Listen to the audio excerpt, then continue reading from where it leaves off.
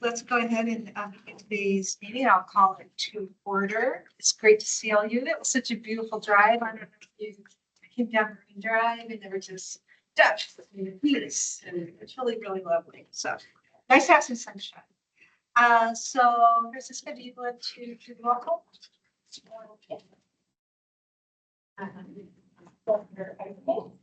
Hello, President. Director Johnson.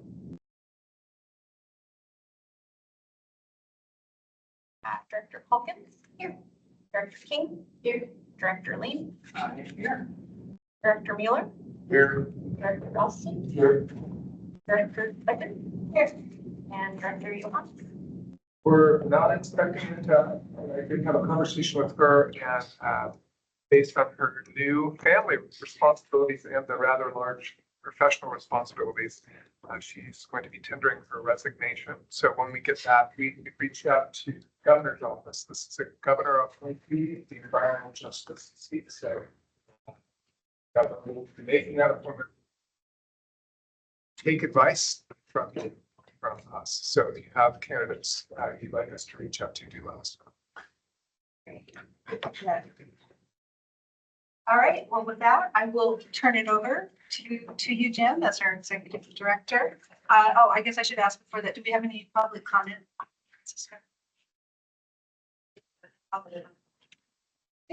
going to be really brief because you have a full agenda and a budget committee meeting. But welcome to the new year. For being here. I think the biggest thing for you to be thinking about is we're really happy about the weather. So it's allowed the operations team to really get out there and do a lot of great work. So when the rains come back, we'll be even more ready than normal. So it's nice to have some time to catch up. And as you were all enjoying the good weather, so is the operations team out there getting a lot of work done. So it leaves the flood safety system in a really good place that many years we don't have this nice little opportunity. And so I think with that, I could walk through the agenda, but it's in front of you and I think it's straightforward. So I'm going to yield the time back so you can get to business. The next item is our consent agenda. If you have had an opportunity, hopefully, to look at the December 3rd, December 18th minutes, as well as the engineering contracts and Senate Bill 179. So if you would like, I would entertain a motion to approve the consent agenda.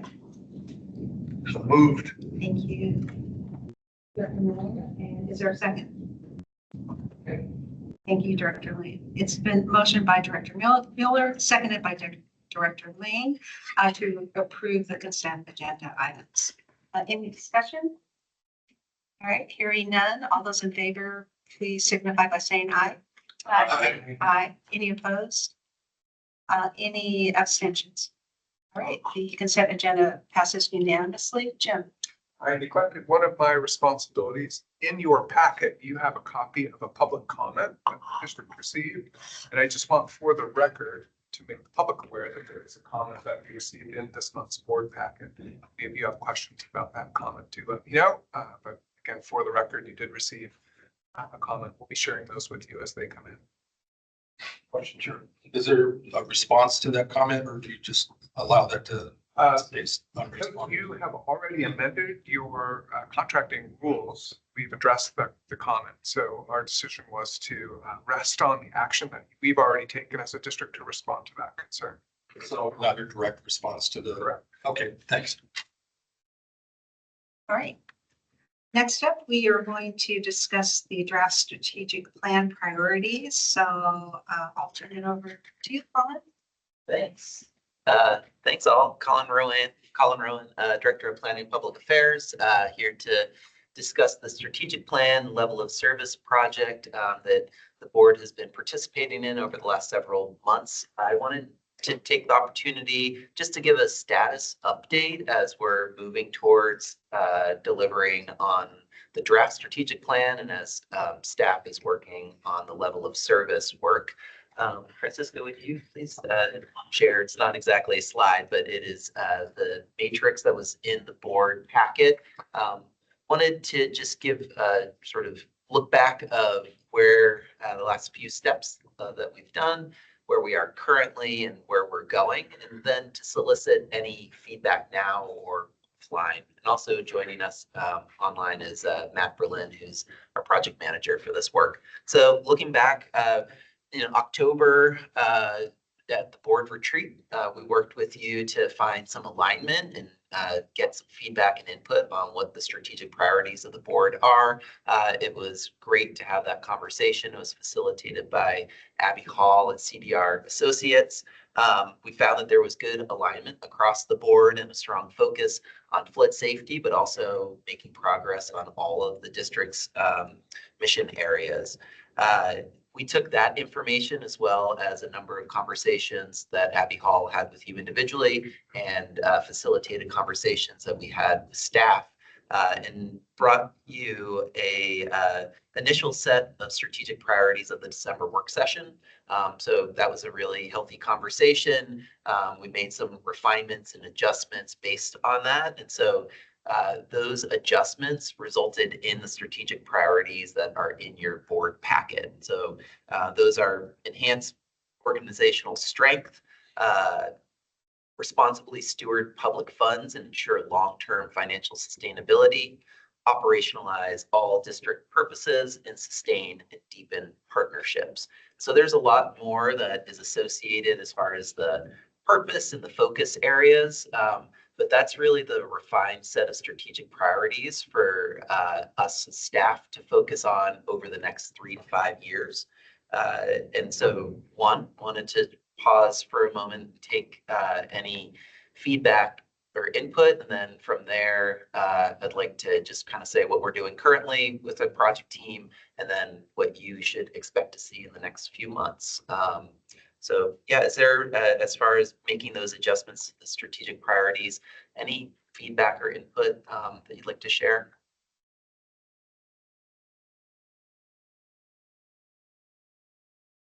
I'll just say based on, and I'm going to be completely honest, I don't remember every single detail we talked about when we went through these before, but I do remember that a couple seemed maybe overlapping and these look tired to me, so I appreciate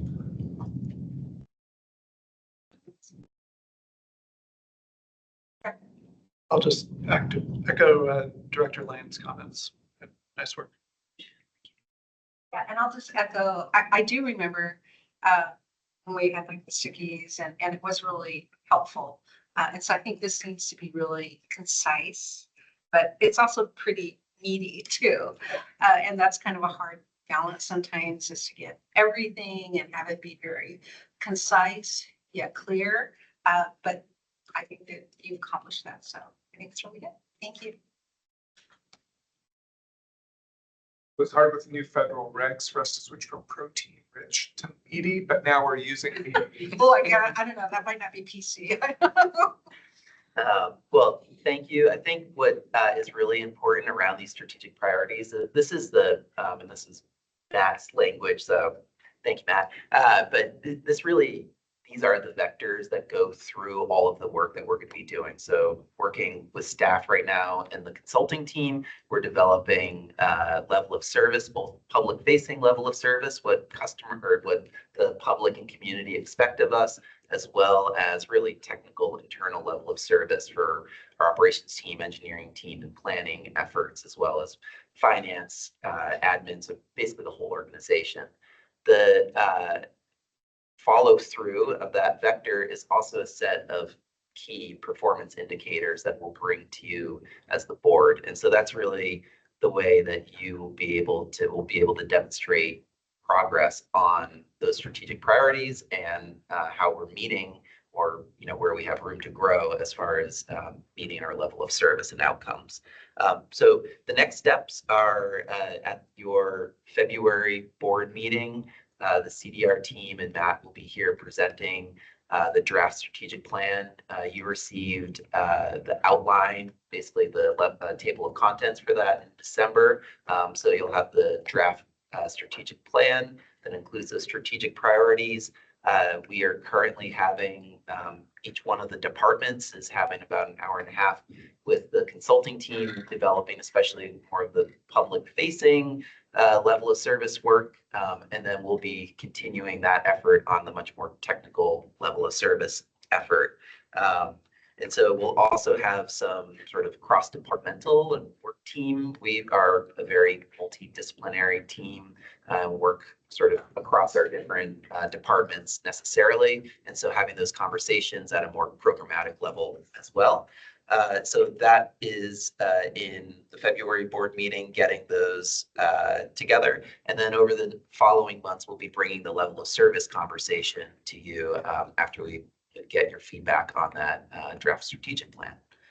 Any questions about where we're going with this process at this point?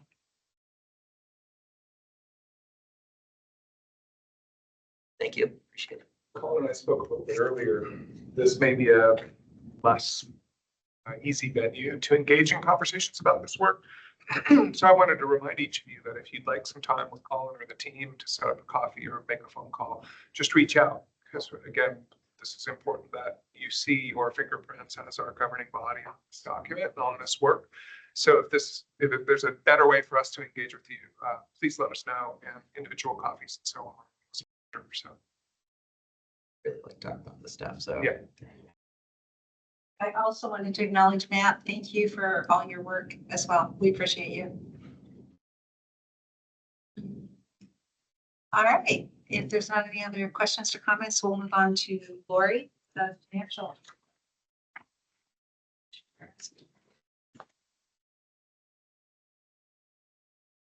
Good afternoon. Your board packet includes the November 2025 financial report for the urban district, which includes both monthly fiscal year-to-date financial information for the consolidated district. Today, we'll walk through the year-to-date spending information for the general fund.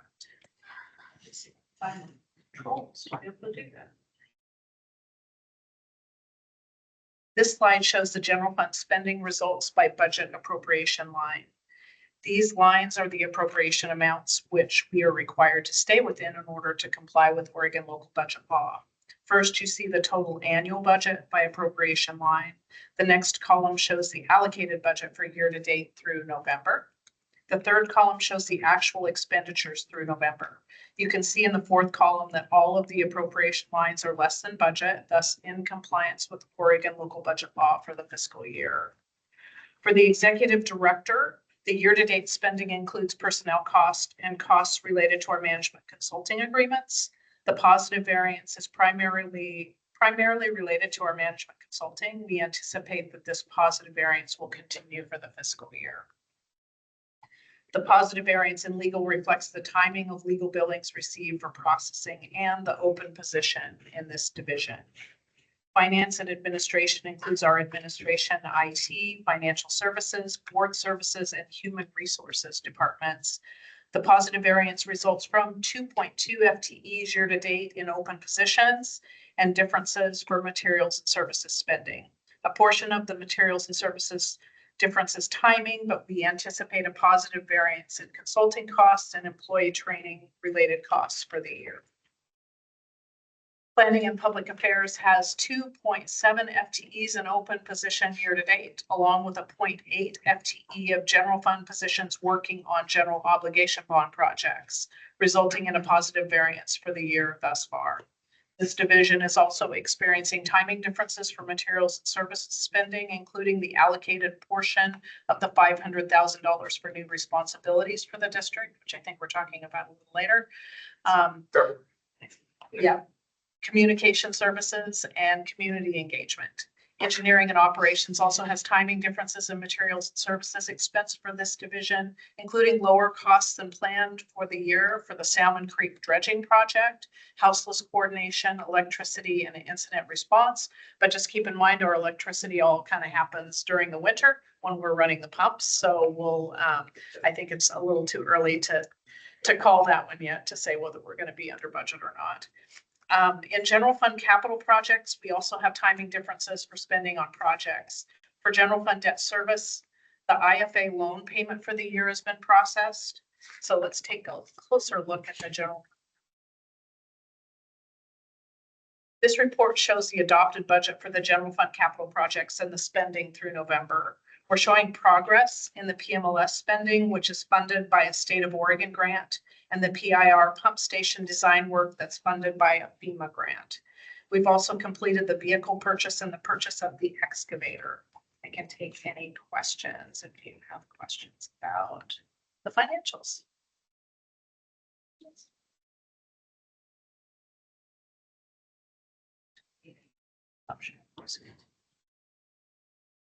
Those of you on that side, the glare makes it really hard to see your screen on this, so your patience is appreciated.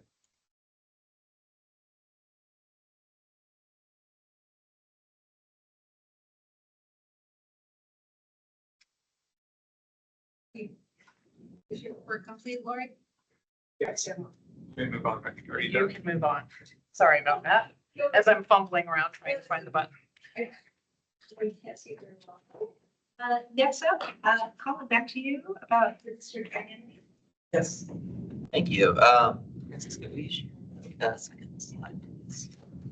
So it's something that I think maybe a number of you all have experienced, saying the Urban Flood Safety Water Quality District, or UFSWQD, can be a challenge. And this is something that, going back to 2019 and the creation of the district, it was recognized that there was sort of a need for doing business as, or a different sort of verbal identity for the district. So over the last several months, a cross-departmental team with representatives from each department has been working with our consultants at Kearns and West and a graphic designer to come up with a new verbal and visual identity. So just quickly, verbal identity, that is the sort of how we talk about ourselves. That is when we introduce ourselves in meetings. That's what is on our letterhead, and it really is the way that we introduce ourselves to the public and talk about ourselves. The visual identity, that's the logos, the colors, and some of what the templates, the kind of look and feel of the district. And so that really is something that is tied to that verbal identity. And I think it's really important, especially with staff, as you see walk around our office, that we do often wear logo branded things, and there is a lot of pride in that. So where we started as far as this process was talking, at least as a staff group, about how we currently talk about ourselves. And so we really, in general, talk about ourselves as the flood district or the flood safety district. That is how the operations team, when they're out in the community, when they're talking to landowners, they usually say that they're there with the flood district. That's how people refer to them. We also did a pretty deep dive into trying to figure out something different, something that was geographically specific, that was something new. There were options around Columbia River Flood District and things like that. And all of the different options either had geographic challenges. It was just Portland, or Multnomah County, which we were the Multnomah County Drainage District, was non-specific enough. And so we ended up making the decision to really focus on sort of keeping our legal name, the Urban Flood Safety Water Quality District. So invoices and contracts would still have that, but changing the way that we talk about ourselves to really be the Flood Safety District was the staff choice that came out of there. We also worked on a bunch of different logos. I think there was a lot of work that was happening going back to the Flood Safe Columbia River effort, where we actually did some polling around the name and colors and things like that. So we moved that forward since we already had that information. We also have a lot of communication assets, one-pagers and leave behinds that already had some of those colors. And so the decision was made, let's keep those, that set of colors. And so where we landed as a group was a staff recommendation to have a public facing name as the Flood Safety District. and then to have a visual identity with the logo that you see there. So there's many follow-on pieces that include templates, creating new, as we have uniforms and things like that that need to be replaced, doing that as we look to replace things like when we go to community events, tents and tabling material. Those things would follow on as well as having more information for staff as far as like how to use that style guide. But really what we would like is to bring this to the board and provide this as a staff recommendation to move forward as being the flood safety district and using this logo and seeing if the board supports that effort. Are there any questions about our process in getting to this point? Can editorialize for just a minute. It's interesting, I think in government, people wonder why we bother. And we've been very thrifty in how we've gone about this, but people knowing who we are and what we do is sort of foundational to public trust. And so I think investing a little bit in this makes sense so that when we're out in the community, people know when they're writing a check for taxes or assessments, that they can find us and they know what it is. So I just wanted to add that. Appreciate that. It sounds like a lot of rigor when you do it and a lot of thinking for a long time. I think it all sounds really smart. And the name makes a lot of sense too. I was curious, well, two parts. So curious on like the use of the three colors and the shape in the logo, which I'm sure you have an answer to. And then if there's any kind of estimate of the cost over time of how to update all the places in which the logo exists right now. For the first one, for the logo, there were a few different iterations. All of them that were sort of the top ranked ones were all this water drop. Like it's what we do. Water is there. Blue and the greens were pretty specific, and we can go deep into the color theory sort of things on this. But there is a real blue is where the previous drainage districts had sort of the waves, the urban flood safety water quality district. That blue is what we've had for at least the last 20 years. And adding some of the greens we're seeing as sort of a shift in perspective and bringing in some of the nature-based solutions, climate resiliency and other things. Also, they're very soothing, but that's an editorialized. We did have the water drop that basically had 4 waves, and then having that with sort of the 4 pieces, it does harken back to the 4 separate districts, to the 4 waves that are in the current logo. And then that sort of darker blue sweeping thing actually came from a different logo that actually had that as a levee that you could see with it, and was too complicated. It didn't work for embroidery and things like that. But there is the sort of part of what we do is around that flood safety. The cost estimates, we have a list of the different assets that will need to be replaced over time. There's only a couple of them that are bigger dollar ones. One is out front. We have a very lovely wooden sign. Currently, our facilities manager is getting an estimate for what that would cost, and that would be a budget request that would be for most likely next year, unless if it's manageable within it. And then we have every year in the budget, we have in the administration budget, there's a uniform cost. So that would be built into our existing sort of replacement. And then in the public affairs budget, we have budgeted this current fiscal year, not only for this effort, but also to replace some of our outreach material. So not a specific number, but we've contemplated the cost increase. Yeah, we budgeted what we currently have, and it's on a renewal and replacement basis other than the front sign. Yes.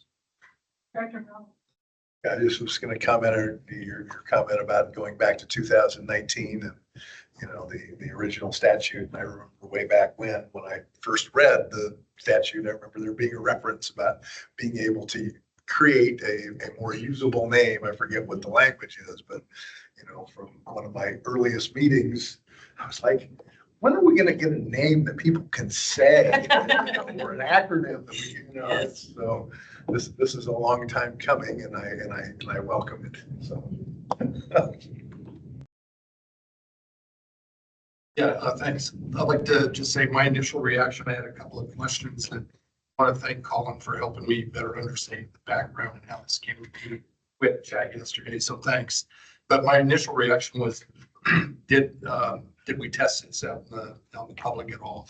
And the second question was whether the name was could be inferred to be too inclusive geographically or unclear what the geographic scope of the district is. But I think based on, the history of Levy Ready Columbia and the actual informal use of flood safety district in the community and the neighborhoods and all the rest of it, I'm pretty satisfied with this. And I'm also very happy to see this, a very easily referenced title for ourselves. So thanks, Colin. And I can just, as far as having it tested after kind of getting the staff recommendation, we haven't done any kind of public testing on it. And it really was driven at the front end, but more anecdotally and not in sort of a, survey result or polling or focus group way, but how, our partners, when we're joining meetings, how people say, oh, Colin's joining from the flood district or the flood safety district, and then how our operations team, especially out in the community, how people refer to them and how they refer to themselves, but it's nothing formal. And then the second part of your question, could you?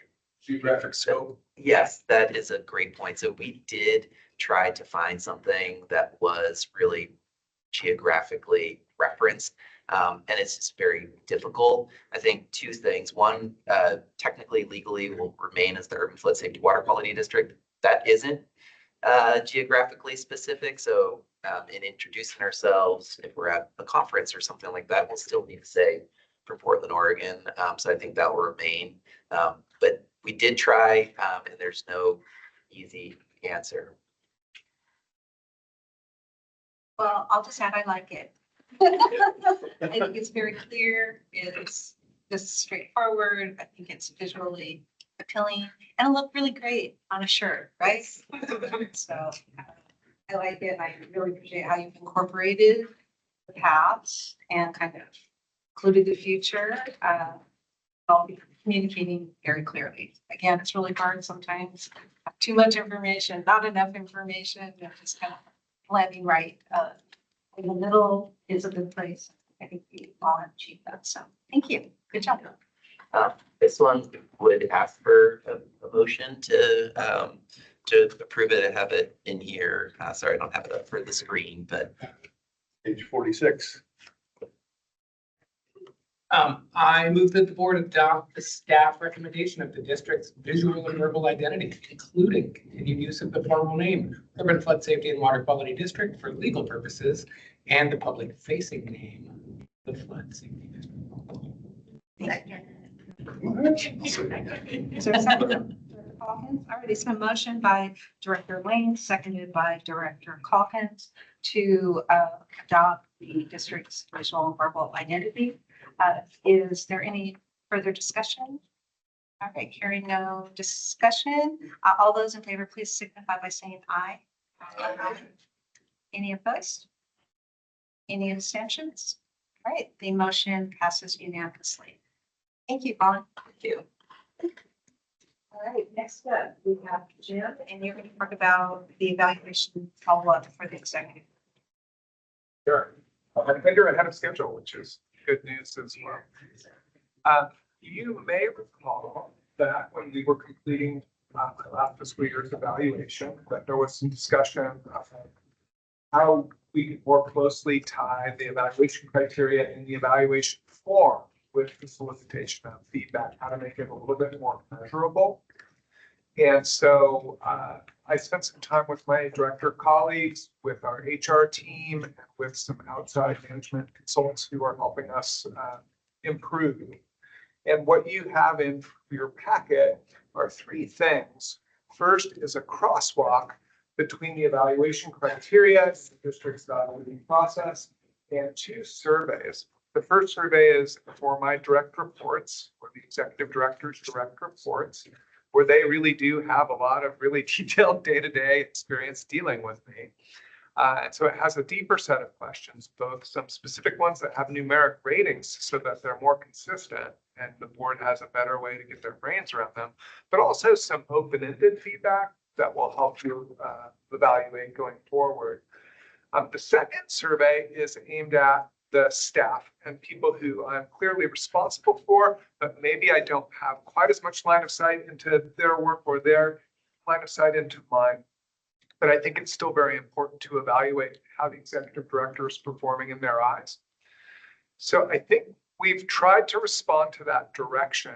I'm pretty excited about the questions and honestly wish I would have had those surveys out in my first 4 years of service here. I think it would have helped me improve. The process included participation by my directs and by the HR team. So they've all had some insight into it. And the consultants we used did work with multiple HR professionals from local agencies to gather up best practices. So the intention would be to work with our HR team and probably launch that survey sometime this spring. So give you some insights into my performance, but also establish a benchmark for you going forward. I'm not asking for an action. You could adopt these. I felt like it might be easier for you to work with our HR team to be able to have a little bit more ability to be nimble if there are additional questions and so on. But I do believe this was our attempt to be responsive to direction. And I think you've got a couple of pretty good instruments here. Thank you, Chair. Joe, what is the color coding of the highlighting? Oh my gosh, I'm gonna have to, I don't remember. I think the yellows, There's yellow. the yellows had a direct tie to specific questions. And if I recall right, some of those questions are identified. And then the grays are a little bit more by inference, but in a Venn diagram have some significant overlap, but there isn't necessarily a specific question for the gray. But some of these things like communication, leadership and so on are, how shall I say, perhaps difficult to quantify. So that's where we've tried to use rating scales and some open-ended. But that crosswalk attempts to demonstrate that the questions align with the evaluation criteria. I believe the yellows are the direct links and the grays are a little more gray. And it says average score. Is there like a weight to each of these larger sections, or like how is the scoring at a high level done? I think it's that we didn't get that deep. I think it would be you may want to score individually and you could average it up as well. I think the board would have options. What you're going to have hopefully is some consistent responses that you can evaluate over time to see if there's progress. Breaking it into those sections allows you to focus feedback in areas where additional study may be more important. Questions, comments? Thank you, Jim. And if you get specific feedback on individual questions or want to add something, we'll do it. It'll be our pleasure. This is like the 360 feedback portion. And then there's also I'm trying to remember, there was the how you respond to the goals that you set for in the role that we looked at with you. So this is paired with that. And so it will be a self-evaluation of progress on the specific goals as well. Great. Thank you. All right. Thank you, Jim. Next up, we have the succession and recruitment plan. And is that you, Jim, or Lori? I think Colin's going to do the introductions, and then I'm here to support you in any way. But I will say I want to introduce Steve Worthington and Elizabeth Cully from Profit, who the district has retained to support the board in the recruitment and evaluation process. So Colin, take it from here. Yes, so we have our consulting team from Procman here. Today is sort of an important first step to make sure that we're taking all the appropriate steps in line as far as recruiting the executive director of the Flood Safety District. So for that to take place, we have Steve here today. He's going to walk through the hiring procedures and schedule.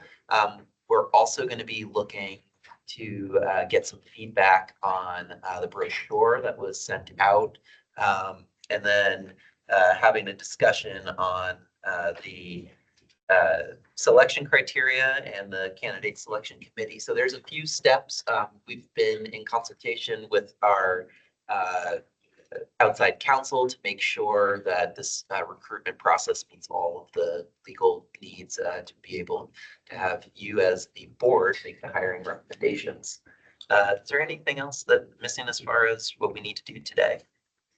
No, I would just note that the things that we're doing today are really laying the groundwork. So when there is some confidential discussion that needs to happen about the hiring, that we can go into executive session and have those conversations. So we really appreciate that you're considering all of this today, and hopefully we can check those boxes so that when Steve is ready to have some of those conversations with you as a board, he can do so in executive session. So I'll ask Steve if you'd like to join us and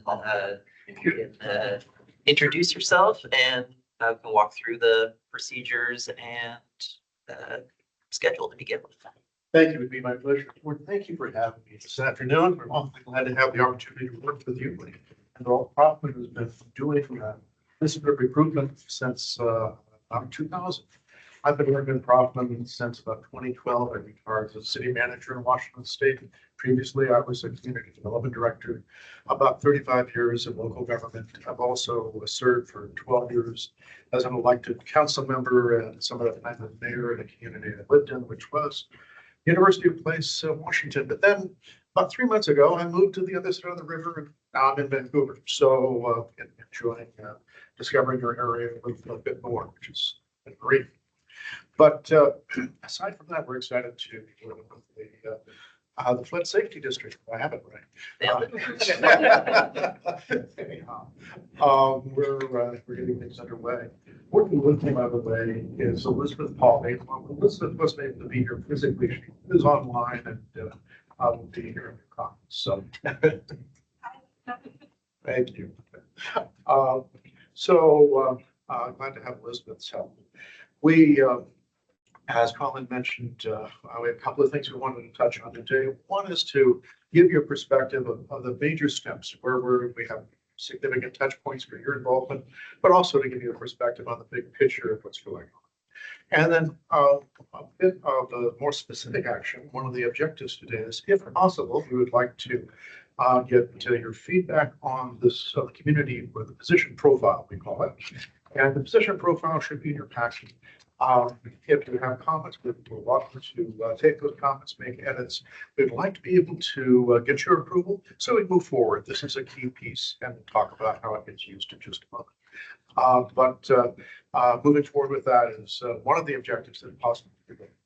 Your staff has been great to work with. We've interacted quite a bit with Laura and Colin, and of course with Jim, and moving the project forward. They provided comment and have helped us refine this, but the important piece is that we make sure it meets your objectives. And that's a bit of what today's about. I thought I'd first start, though, with giving an idea of what the process is, and then we can move forward from there. We started just last month, and in that, since last month, we've along with good staff, we've met with the chair and the vice chair, and had feedback as stakeholders in the process, of course, incorporated that in the profile. We've also become better acquainted with the district and the details in writing this and researching it as well. All of that has been very helpful. The next piece for us is, as I said, refining this document. Once that's done, we'll start our outreach, and the outreach is at least 5 weeks of advertising. The position profile is used significantly in that outreach. It's available on our website. The whole objective here is to drive people to our website to fill in applications and start their application process. To achieve that, we will send out any email from specific mailing lists that we have. Typical search will have about 20 or even 25,000 email touches that we send out.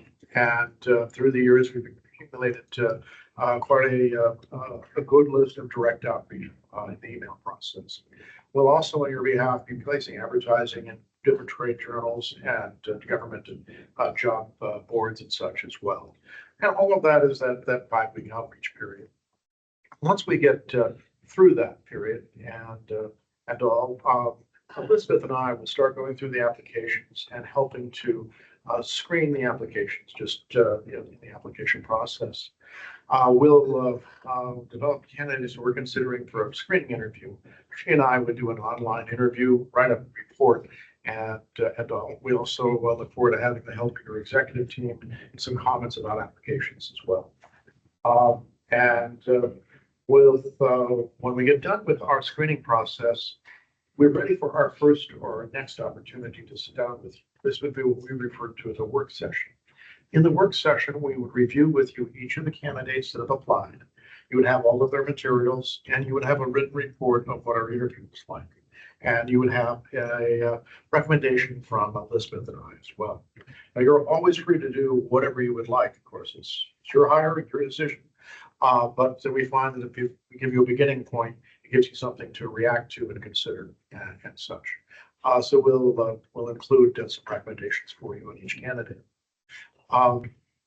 Also, at that stage in that work session, or in a second meeting, is the next touch point when you start designing the final interview.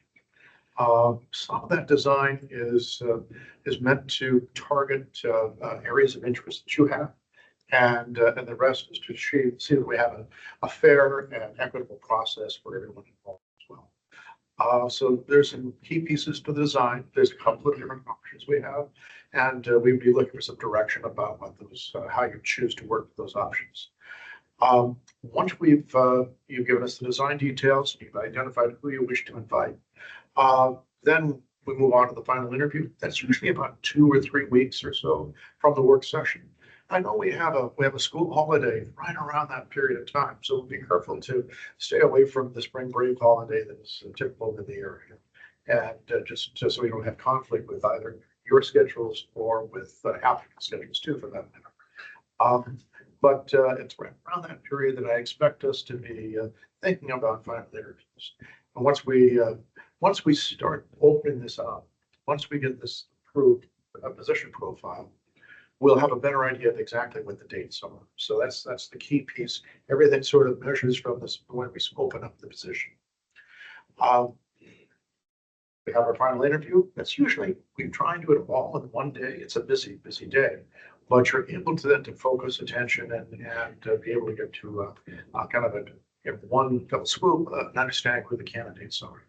To help you with that too, we would have references in hand for you to review for each of the candidates. They provided context. We do the outreach to the contacts. We write up a report, and we provide that to you as part of your final interview process. So you have that literally in your hand. You would also have a background report. The background report is verified degrees, driving records, and some other items. And that would be also available to you in the final interview day. Now, there's one exclusion to doing references and background reports. In the event you have an internal candidate, we find it's not productive to do references background on an internal candidate. You have had X number of years of experience with this individual. That's going to tell you a lot as it is. We also find that some people some coworkers may be a little reluctant or a little less than frank about their experiences if it's their current coworker who might be the next boss. So just rather than have any of that come into play, we put that aside if there was an internal candidate. External candidates, we do. Internal candidates, we don't recommend going forward. We haven't found it to be that productive for you. So that's just a quick review of some of the things you would have on that final interview. There are a variety of techniques we can use in the final interview process, but that's really better talked about at another time when we know how many candidates we have. And also, it's better to do that if it's qualified. I think you're in the right circumstances. It will be qualified as an executive discussion as well. There are some key things there that can be helpful in the executive process. You have that, we go through a discussion at the end of that day. We facilitate a debrief with you. You wouldn't be prepared to make a formal decision, but you may be able to identify certain ways that you're leaning, and we would start exploring candidates to see if what the level of interest is on their side. Ultimately, we would identify, you would identify the terms that you think are appropriate for the appointment, for the hiring, and we would help facilitate that process as you wish. And then finally, you formalize a position offer. The candidate signs or the finalist signs, and you're usually would have a startup period. Most people, it's about a 30-day notice. And I mentioned that just so you can kind of anticipate where this timeline goes. But looking at Jim's schedule, it all fits within that proposed timeline. I understand things pretty. So that's a real quick thumbnail, but gives you the major steps from position profile to outreach, screening, work session with you, and the final interview process. So, any questions about that process outline? Questions? A question and comment, I guess. There's one thing you said that caught my attention. So in the event of an internal candidate, did you say that you typically would forego reference checks as well as background checks? Yes, we typically do, because the reference checks are, we basically are asking for a 360 reference. So peers, subordinates, and supervisors. And inevitably ends up being the person, not literally, but figuratively next to your internal candidate that you have. So now, as an alternative to that, if you decide to proceed with an internal candidate and you wish to get reference checks, you certainly could make an offer that would be contingent upon an appropriate background and reference check in the internal. Backgrounds also, you typically are pretty well equipped already with information about the internal, if you were to have that. So the comment that I would offer, Chair, is I appreciate the logic with foregoing reference checks. This would be a question for staff. As a matter of due diligence, I would want to make sure that the district has performed relevant background checks, either as part of this process or previously as part of an initial hire. Yes, we can commit to that. Other questions, comments on the process, timeline? Sure. What's the main thing that the board can be most useful to do during this early part of the process in particular? I think, from my perspective, the main thing is to see that we have a clear understanding of what your individual expectations are, and collectively what those expectations are. So if there's something specific, it would be great to know about that front of our sort of process to help us in the search. We do have some comments along that line, and you see some of that reflected in the materials. You see much of it reflected in the materials. So there are a few things we do hold back from our stakeholders process we use for screening. So not everything goes in the brochure. There's a few things we're going to that are better served in the screening process than in the advertising.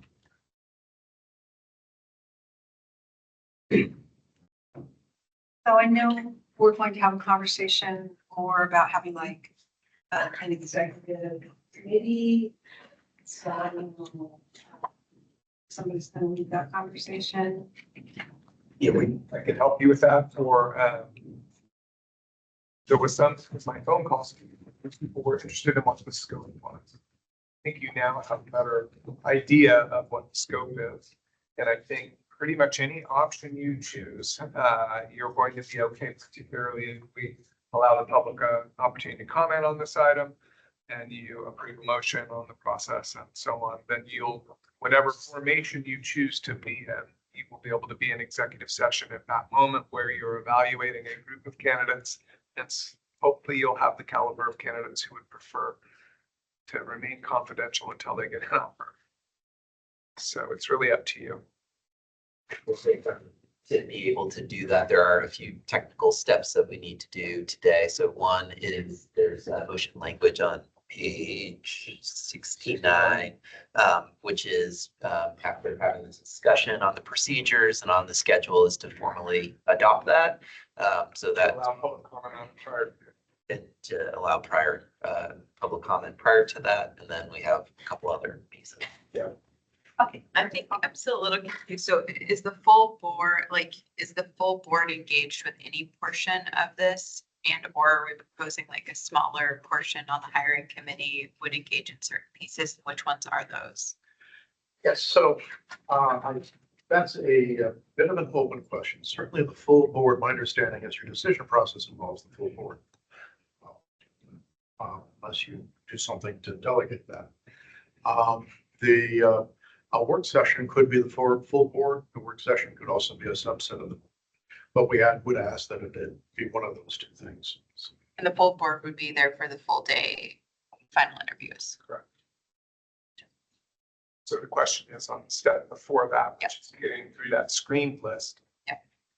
And should you need to do more work on the recruitment brochure, there might be a useful purpose for a smaller subset of you. And I will just share with each of you that in typical fashion, you guys are awesome. And there's some people who are interested, but everybody's willing to work together to get to the good of the whole. So people are willing to not be in a special group if that helps move the process forward. So I would just want to acknowledge each of you for your openness to that. And again, this feels like it's kind of a board decision how you guys want to do it. Your staff can support you based on my phone calls and conversations with the chair and vice chair. If you would like advice from me, I can offer some. I'm not sure you need it. Other questions, comments? Yeah, I was just going to offer that, you know, in my day job, I've been through this process 6 times for city manager, for selecting my boss, and 3 times at the city of Fairview on the community board involvement. And, you know, I would just say what's been presented in the procurement materials is very familiar to me, very customary process. You know, in that role, I've worked with Rothman on a couple of different recruitments in the past, as well as worked with a couple of their different competitors on a couple of recruitments in the past. But, you know, this is, to me, the expected process, as well as, you know, the making sure that we're complying with what we need to do so that we are allowed to have executive sessions, some of those technical requirements. So as I had read through the materials and so forth, it was familiar and comforting that this seemed to be well in hand and that we're going to be served well moving forward. So just my 2 cents worth. Thank you, Director. Other questions or comments? Madam Chair, I might suggest, we have a member of the public here. Thank you for joining us. And this isn't, we do need to provide that opportunity to comment. So I don't know whether you want to comment, but I wanted to check. Yep, I think you're proceeding well. Okay, thank you. I don't believe we have anyone online to comment, so I think you can check that box. Okay, all right. Duly noted. We have provided the public with an opportunity to speak. So not seeing anybody else. Mr. Stevens. Yeah, Mr. Stevens is a member of the public. Mr. Stevens, did you have any public comment? My apologies, Chair. No, thanks for asking though. I appreciate it. Yes. All right, so on to action number 2, which is approve a motion adopting the proposed hiring procedures for use in the recruitment and selection of the next executive director. I would entertain motion. Director Noel? Just a question, would the intent of that motion, would that That's approving the position That's profile right. that you needed. I don't believe That's that's a separate, yeah. And at the time we prepared the memo, we were still working on the brochure, so it's not. Brochure separate. But we would like you to consider approving that today if that's possible. And if not, then we can work with you to get it refined so that you're comfortable approving Okay, it. so they're two separate things. Two separate. So first, yeah, so we'll look at the brochure After after this, this. right. And then I think it might be timely to talk about how you want to interact with the process. Because from a process standpoint, the brochure is what sort of starts the 5-week clock. So until there's a approved brochure, we're sort of on pause, right? Yeah. That's going on, but yes. There's the procedures and then there's the policy directives and criteria. And so the consultant scope of work and proposed process satisfies the first, and then the brochure satisfies the second. And I regret not having your packet include that, but we weren't sure we were going to make it. So. Guys, I see, do you have anything else? Yeah, sorry for the late question. I know you asked for a motion. Is the proposed stakeholder list part of the proposed procedures that we are? We could take more feedback on that. The Prophet actually asked us to pull something together, and I had heard from a few of you that it would be good to check in with some of our partners. But I think that's not a executive session requirement. Would like your feedback if there's anyone missing. Thank you for remembering that. I feel like we should align on the full, like on the work session, like the structure of that, whether it's better or similar before we adopt a process. That's part of the process. No.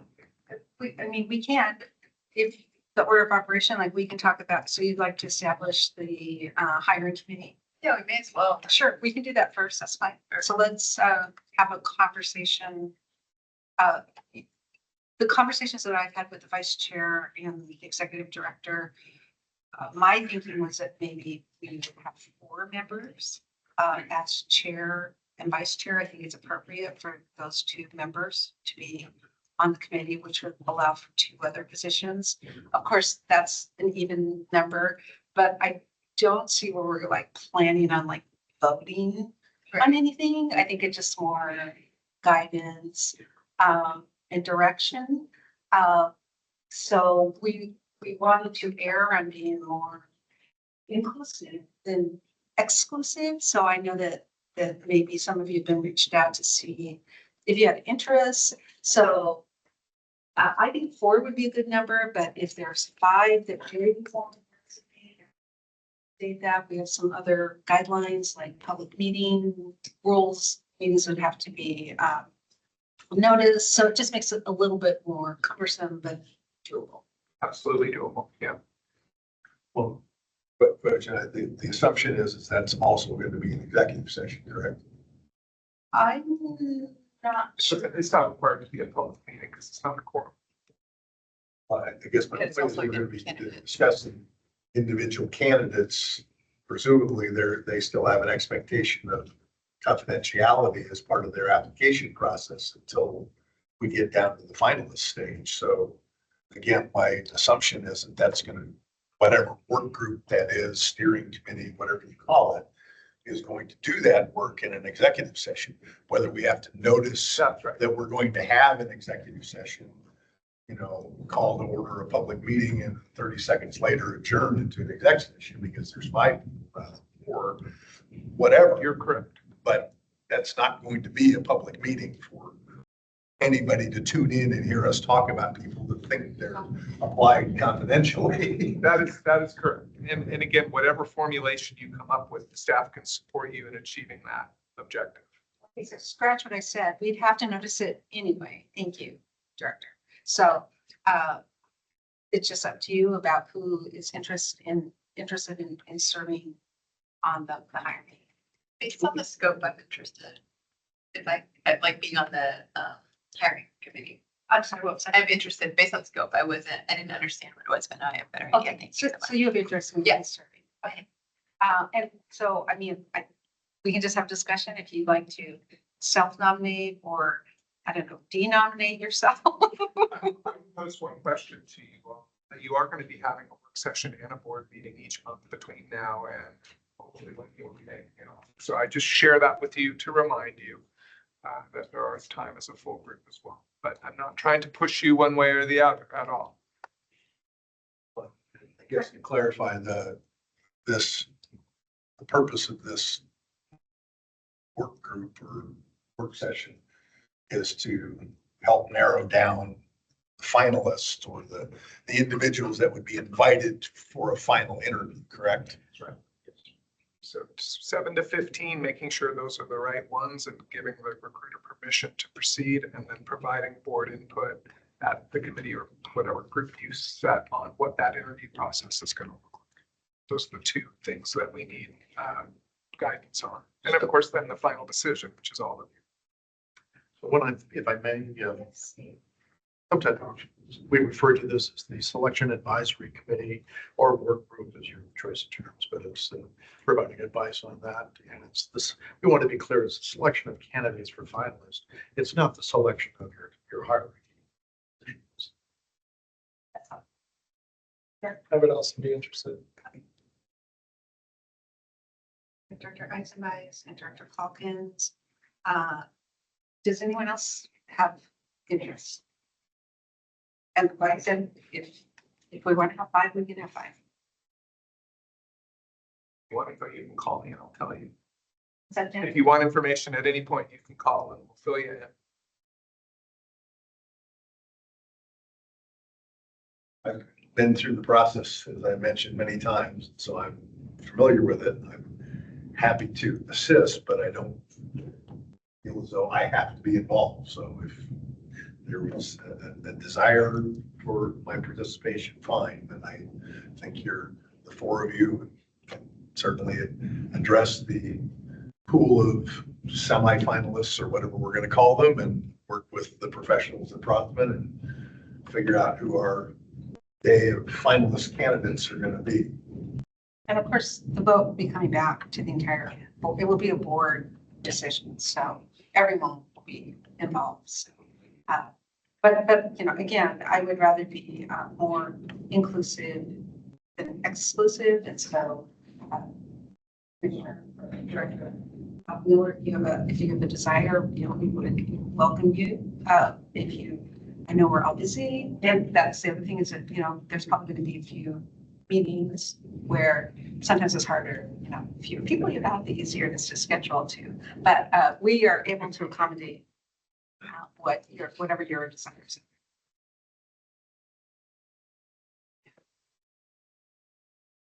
All right, so it seems like there's consensus. I'm not sure, do we need to take a vote?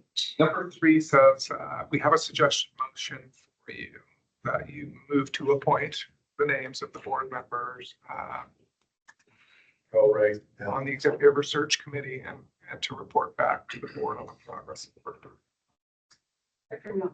So We call it something different. It's not the hiring committee. Candidate Selection Committee, I think we came up with. Yeah. yeah, right. It's a search committee and I learned some things from our expert consultants after I finished the memo. So I think we've been colloquial saying the wrong. Your suggested name for the committee is, Well, could easily be search committee. It was a search advisory committee. it's a search advisory committee. So, Okay. Chair, I would move to appoint yourself, the Vice Chair, Director Eisenbeis, Director Calkins, to serve on the Executive Director Search Advisory Committee. Was that the term? Yeah. And report back to the board on the progress of the recruitment process. Thank you, Director Miller. Is there a second? Thank you, Director King. It's been motion is seconded to appoint myself as chair, Vice Chair Ralston, Director Eisenbeis, and Director Calkins on the executive search committee. Is that what we're calling it? But Director Search Advisory. we go through a cyber process and get your logo. Executive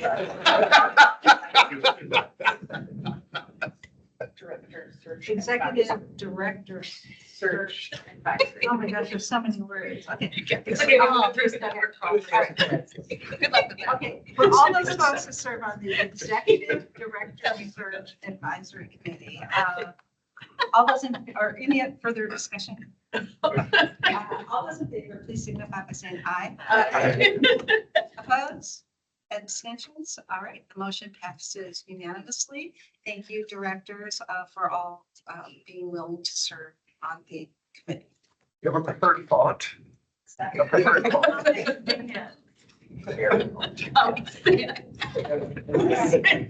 so I would ask that the board consider a motion to approve proposed hiring procedures.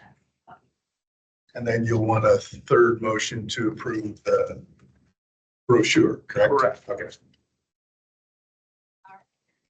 Okay. Is there a motion?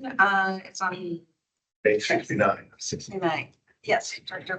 I move that the board approve the use of the proposed recruitment and hiring procedures for the executive director position. Thank you, Director. Second. Thank you, Director Eisenbeis. It's been moved by Director Lane, seconded by Director Eisenbeis to approve the use of the proposed recruitment and hiring procedures for the executive director position. Any discussion? All those in favor, please signify by saying aye. Aye. Any opposed? Any abstentions? All right, the motion passes unanimously. Thank you. All right, now we're going to look at the brochure. And that was a separate. Number. Oh, what was it? Yeah. For the, for sure. I have it. About as it was attached to a separate email Yes.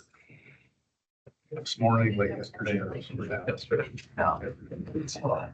Yeah. I can, share, maybe I can go through that if you'd like, or perhaps you'd like your staff to, whichever was best. That's the second you want to go through it. That's All right. great. Well, folks have found that in the packet. This is a 4-page document we're using. And this first page, I think the key things here are primarily that this is the salary range that we have been asked to advertise in, and that's what we would move forward. We see that as a range that should be competitive and should deliver you candidates that would be appropriate. So the other thing I would note there is it has a first review date of March 8th. And so that first review date, that's when we start, as the name implies, Elizabeth and I start looking at the applications, going through them and applying the screening process as we get ready to report to you, Executive Director Search Advisory. If you were to look at the next page, we go with it. We have a description of the community and a bit of the backstory of what the district's all about as well. With the current map, as I understand it, of district service areas. You briefly describe the position as just so someone externally has an idea what the authorities are, what is the position, at least in concept, is like. And then on the next page, we get into opportunities and priorities. And these, I think it's 5 bullets, 4 bullets, I guess. Often are the things that we find that get people's attention and will help to, say, well, that sounds interesting to me in my profession. I have done these things or I wanted to. So we try and give a certain amount of detail, but not too much, enough to explain what the big picture objectives are. And a lot of this is interacting with you as the executive director, as a key role, and helping achieve the capital improvement plan that you have, which is also key what the agency does as well. Next to that, we have the education experience part. That represents, in a sense, minimums, but it talks about a certain amount of flexibility and certain experiences or educational achievements. So we interpret that to give a little bit of room within those minimums when necessary. And then we get into various skills and abilities. These came out from our discussions and also from your job description. And while I'd be happy to go point by point at the same time, I don't want to take your time up if you're familiar with that at all. These particular areas are, I think, this criteria is important that everyone has a clear understanding. That includes yourself, the board, us as consultants, and the applicant. And the public understands that as well. These are the things that the public would have some expectation that should be making decisions about based on their ability to meet or come near these criteria. And these are considered not requirements, but desirable. If anything, maybe they're more of an ideal candidate. So it's unlikely you're going to find one person with every characteristic here, but we should find multiple people with a variety of those characteristics. So, and then finally, in compensation on that back page. And in addition to salary, the other things matter too, depending upon where the individual is in certain aspects of their life. So we want to make sure I'm touching those things. And they know a little bit about the working conditions. Do you have any questions about those already? Sure. Yeah, thanks, Steve. I'm really good with all the content.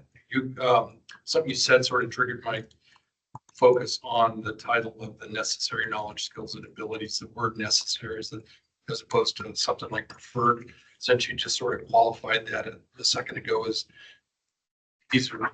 Yeah. So I'm wondering if the word necessary would automatically screen people out if they didn't hit all the bullets. So is that, oh, yeah, I see the title in the last section. Yes. Yeah, I'm sorry. With one, we can change that. Two, we're usually looking at that going, these are needed, but they're not each, they're not. I'm trying to say is not everyone is necessary.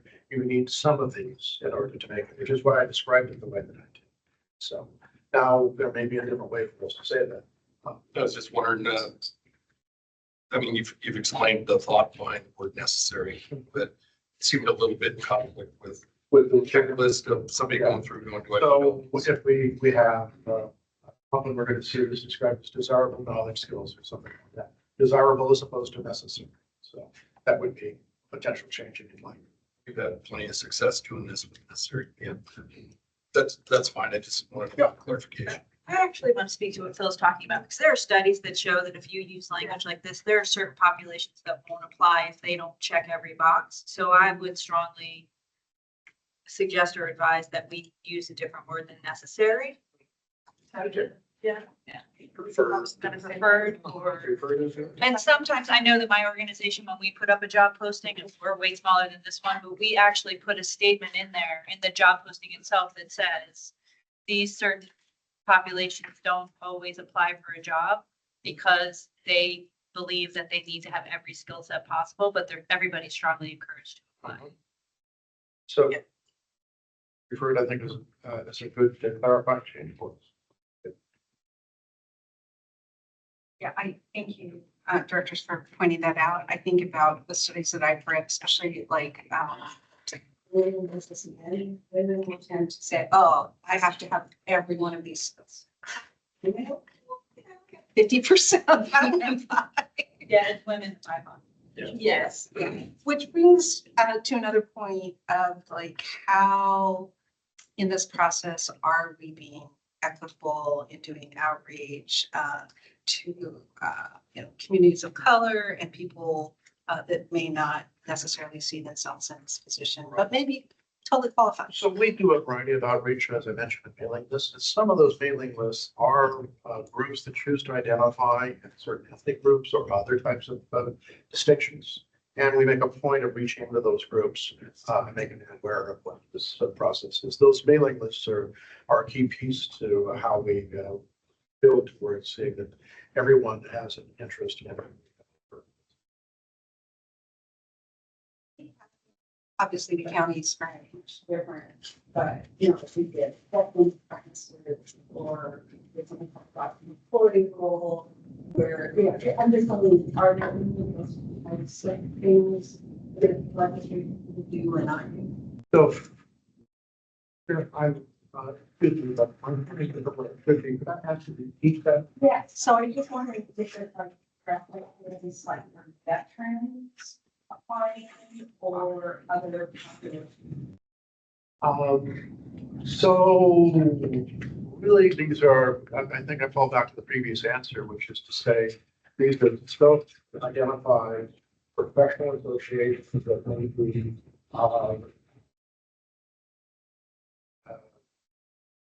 various, I think, groups that are in public administration or that are in some aspect, let's say, of emergency management or any of the sub-disciplines that apply to this. In addition to the broader, what I'm trying to get to, if this was a planning position, which I think is how I choose to describe this at the moment, there's the American Planning Association. Absolutely, if it was a planning position, we'd advertise through them. Then there are subsets under the American Planning Association that may involve people that have different ethnicity, that are about Latino, Latina, Hispanic backgrounds, that are part of the that are part of the APA, American Planning Association subgroups. And almost all of the professional organizations have those subcategories that people can belong to. So people of color, a variety of other aspects. So do make sure that we're reaching into those areas, those subsets. There, in fact, we subscribe to some specific lists with that purpose in mind. Does that help? That's helpful. Thank you. I haven't. There's other people on the team that are involved with that mailing, the email targeting, and they're very good. Actually, it's Jared in our team, and he's very good. I don't want to make it sound like I have 20 people. Jared is great. He has those details more, that has more details on it than I can. Yeah, kind of a follow-on question regarding preference. As a government entity, is there anything we are obligated to offer? Like my day job is for the federal government. We have veterans preference. It's not negotiable. Here with the state of Oregon, yes, you also have a veterans preference, which we will apply. And so in this announcement, there is going to be some, which is just automatic for us, for Oregon-based government employees, employment rather. You have a veteran preference process, and it invites a veteran to provide certain very typical demonstrations of veteran status. When we see that, we make sure that the materials are there. If they're there, we give them the additional status points. And ultimately, that gives them a step up in the selection, in the early selection process. You may well see qualified veteran, if they apply, as one of the recommended candidates. And then, but ultimately, at the end of the day, you make your own choices, the final decision maker. So, yeah, that's perfect. Thank you.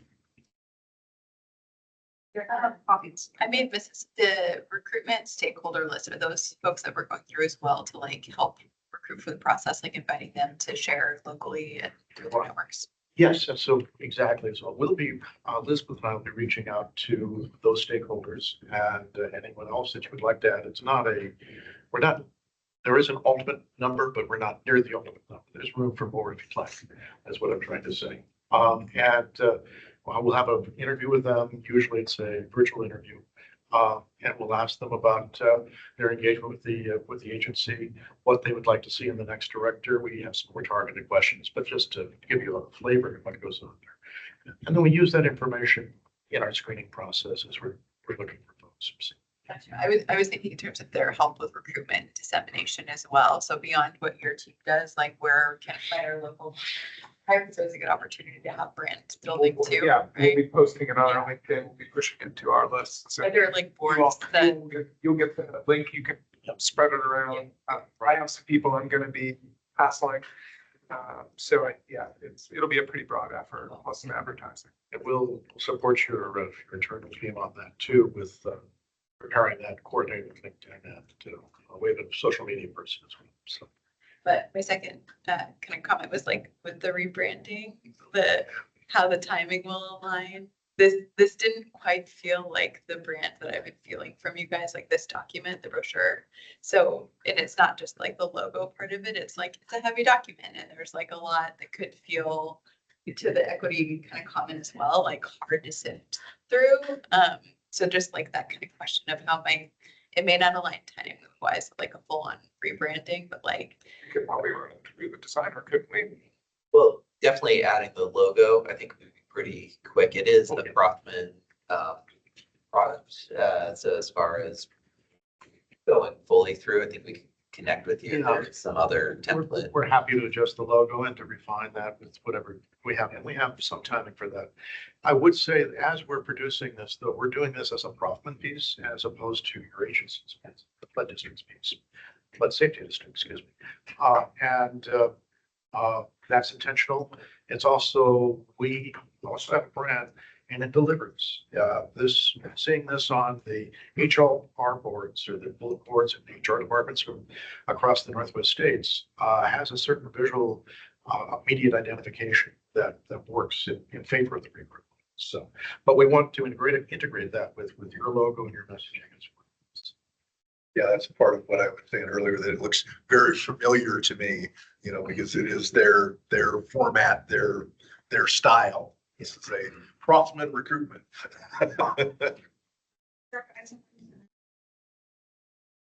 Thank you, Chair.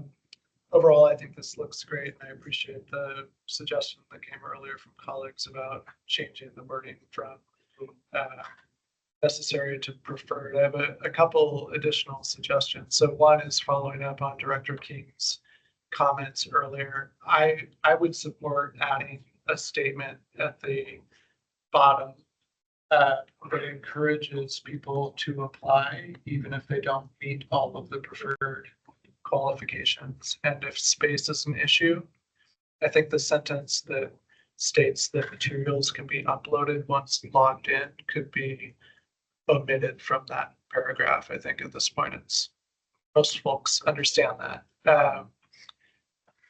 I also think that under knowledge, skills, and abilities, the third bullet, I think it would be worth saying knowledge of relevant local, state, and federal government policies, just to be a bit more specific. And then lastly, I appreciate that there's a lot of photos of the central city of Portland because that may be appealing to candidates who are not from the region.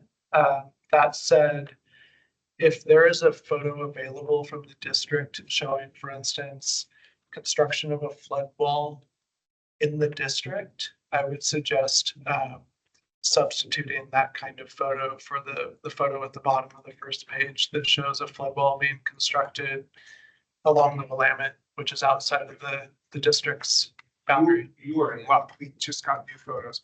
Excellent. I still want candidates seeing that and assuming that part of the job is operating in downtown Portland.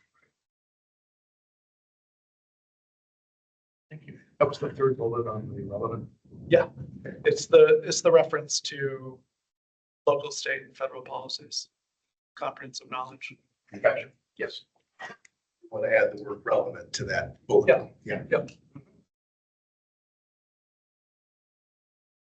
Director Lane? Yep. Thanks. I pretty much got everybody comments, but I second the Brandon comment. And then kind of ripping off of what Director Eisenmeis mentioned about the city center photos. All the city photos are of Portland, but there's more than one city in the district. So we have easily swappable photos of other municipalities.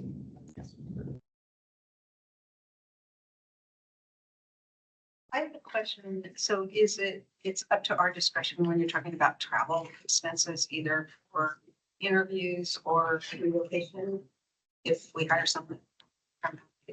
So a comment about the interview. Although, yes, I'm just wondering, it's just up to our discretion if we want to pay for someone's expenses from out of the area. To come Yes, for- so I think ultimately, who you invite is your decision solely. It's about expenses outside of the area.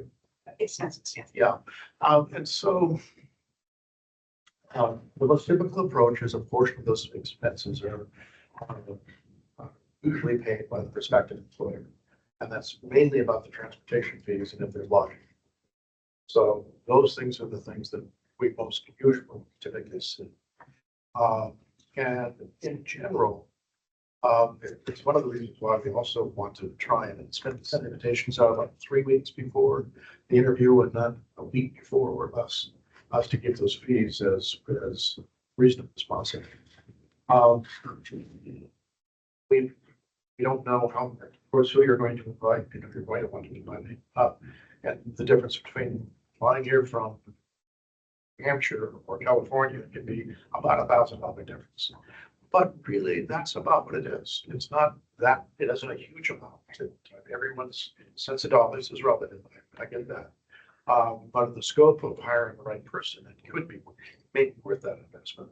Too. Of course, I'm speaking of anybody I can think of in New Hampshire, but just as an example. And usually, we're seeing candidates from the Northwest states, perhaps California.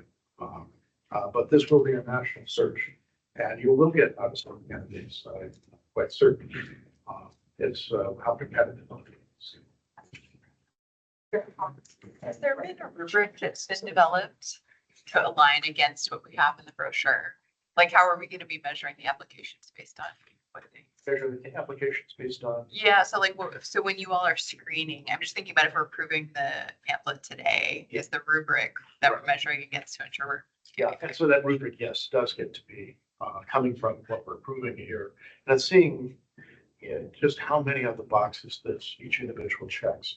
But primarily, the first thing we're screening for is the education experience piece on the front. Again, we establish that as a minimum, and then after that, we see how many other things they will be able to achieve. So that top piece, looking at the years of experience and with the provision for some flexibility for educational attainment, is really the primary threshold we look to. So, does that help you? Yeah, I mean, I think it's like, there's a lot that's in here, and ultimately like how things again are weighted or how decisions are made, right? And we, in terms of the preferred knowledge, skills, and such, we don't weigh one against the one higher than another. It's all kind of the cumulative effect. Unless we're hearing from you and the stakeholders more details about how they really need to have this type of experience. And so far, I've heard that. When we've been doing our interviews, by the way, I've asked specifically about whether there's a particular education attainment somebody's looking for. And I haven't really heard much of a specialized education. It's just a generalized higher education. So just to be clear, that I use that as an example. If I'd heard of it, it needs to be, they need to have PE or be a licensed engineer or something, that we put more emphasis on such a thing. But that hasn't come up. All right, so we're just about the time. It seems like there's general consensus with some suggested edits. Steve, for sure. I don't know how you all feel about like the back of the board. You want to approve with suggested edits So your next regular is when? Month. a month. Yeah. That, if we're waiting for a formal approval a month from now, that's going to change your time. So I think you will suppose the motion. I need to amend that motion today. As amended, but there is a motion in your inbox to approve this. When it comes to rubrics and so on, once you get to that subset of candidates that the full board's going to interview, you all will have an opportunity to wait or do all those other things. These folks are going to use their professional skills to get you to a subset of candidates that meet minimum qualifications and rise to the top of those who meet minimum qualifications. This would remind you of that. Yeah, so I'm As just, well, I am flexible. I do understand schedule. yeah, I mean, I just wanted to see if the board's comfortable because I really don't want to hold up Steve a whole month. And I think he understands the suggestions and edits. Yeah, And capture each of those specifically. So certainly, I'm sure as soon as you get the edited version, that will be shared out with us.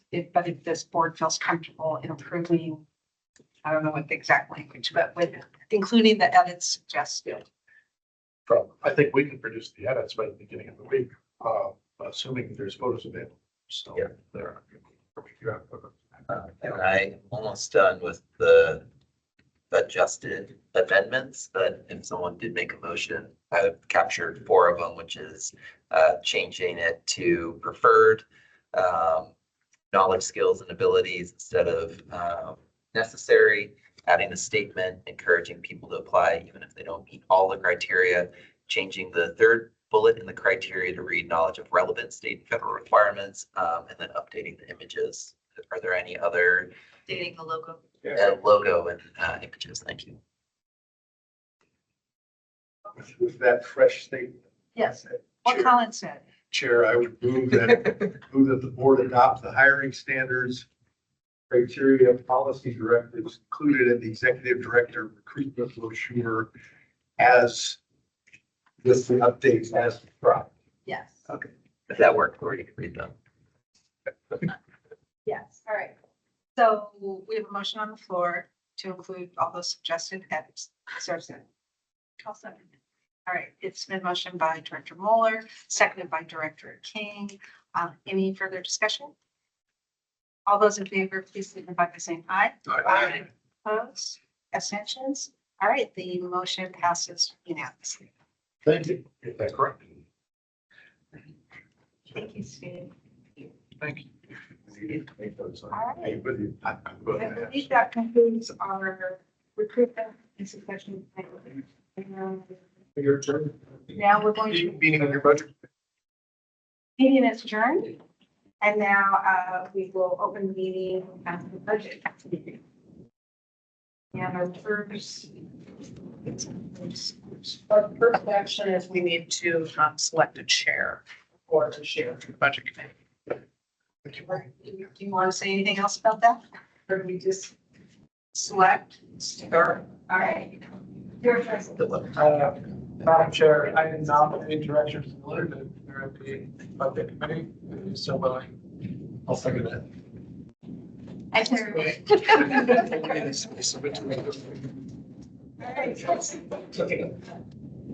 Dr. Miller, would you like to make a comment? Yes, I would. I appreciate the support. I appreciate it. And doing the chair role is certainly something I'm familiar with. But I also wanted to make sure that, if there was somebody else who wanted the opportunity to be the budget chair so that they have that as experience, whether it's here or for another organization that they're going to be part of, I don't feel the need that I have to be the budget chair. So I'm more than happy if somebody else wants to do it, because the secret is I know from my day job that it's a lot of work to do the budget. But that's when you're in Lori's role. She's the one that's doing all the work. Being the chair is easy. So, if anybody else wants to do it, I'm happy to let someone else do it. I did it last year. So other nominations, other volunteers.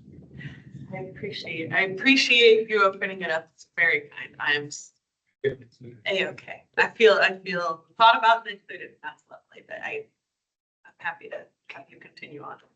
Okay, we'll be thinking about that for a year from now, that, your opportunity to be budget chair. Can reassess later. Okay, so it's been moved by Director Eisenbach, seconded by Director King. Is that right? No. Vice Chair. It's been seconded by Vice Chair Ralston to appoint so many directors' names, Director Mueller as the Budget Committee Chair. Is there any further discussion? Nobody else wants to do it.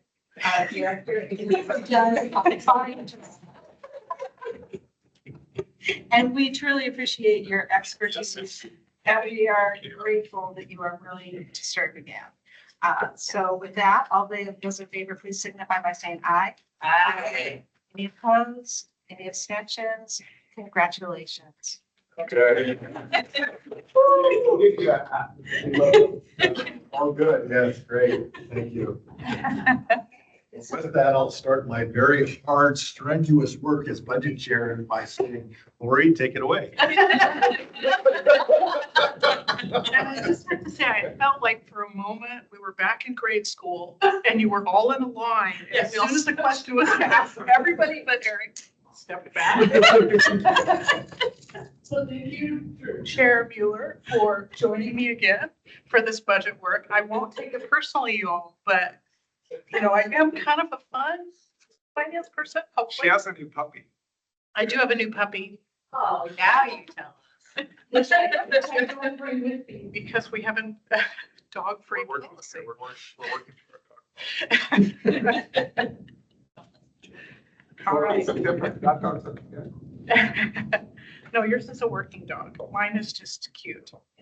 And hyperactive, right? It's a puppy. She is, do I look tired? Yes. We're gonna need pictures. Okay, we'll do that after. I'll start putting them in my slides. All right, let's share my screen. So today, as part of our planning for the budget process, we'll be reviewing the financial forecast for fiscal year 25-26.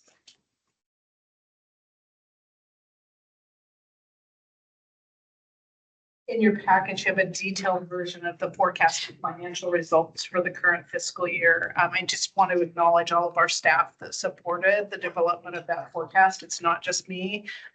We have folks in all of our departments that work together to make sure that I get those numbers that are as close to accuracy as possible. But as I say, the minute they're on the page, they're probably wrong. So I do appreciate all of our staff here. They work very hard to make sure that we have what we need to pull together both the forecast and the budget. So this is a summary of the forecast. As we've discussed, the district accounts for transactions in 3 different funds. The Capital Projects Fund accounts for capital spending that's funded by the general obligation bond. The Debt Service Fund accounts for property taxes and the repayment of principal and interest on the general obligation bonds. And the general fund accounts for everything else, including operating costs, programs, and projects for the district that are not funded by the general obligation bonds. So let's take a closer look at the forecast for each fund. Find my pointer on my screen. There we go. So this is a summary forecast for the general fund. The top half of the schedule shows us the resources or the ways that we fund our costs. Overall, our resources are projected to be higher than budget due to the positive financial results from the prior year, which resulted in almost $4.5 million more in resources for the district from the start. So we had a carry forward fund balance that was almost $4.5 million higher than what we anticipated. Revenues for the year are projected to align with budget for the most part, with a positive variance in grants that will align with additional cost for the grant supported spending and higher than anticipated interest earnings that is included in the other line for revenue. The second half of the schedule is the spending forecast for the year. As you can see, all types of spending are projected to be lower than budget. Personnel services are projected to be almost $1 million lower than budget.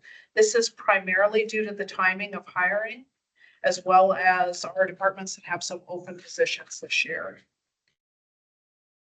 Materials and services are projected to be less than budget by $1.6 million. Some of the larger variances are spending lower than budget, include about $400,000 in new responsibilities just because of the timing of when we're getting that up and running. About $100,000 in legal fees and another $200,000 in administrative consulting costs. Reductions in equity consulting of almost $200,000, $200,000 in community education and communication costs, almost $200,000 in timing differences for the Salmon Creek dredging project, $100,000 in savings in houseless coordination and other timing differences throughout the divisions for the fiscal year. Capital outlay is anticipated to have a positive variance of about $300,000, primarily due to the timing of the work anticipated on the Schmier Road pump station upgrade. Debt service is slightly lower than budget due to the anticipated interest for the line of credit with the city of Portland. We have a final debt service schedule now with that line of credit. We were guessing a little bit high because we were getting calculations from them every year. And now that we've finalized and aren't drawing any more funds on that, we've got a final debt service schedule. The forecast is projecting that none of our contingency dollars will be utilized this year. So that's 1.3, almost $1.4 million.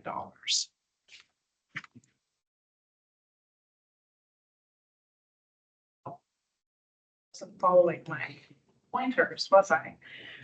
Okay, so let's talk just a bit about assessment revenue. One of the largest sources of revenue for the district is property assessments on the floodplain.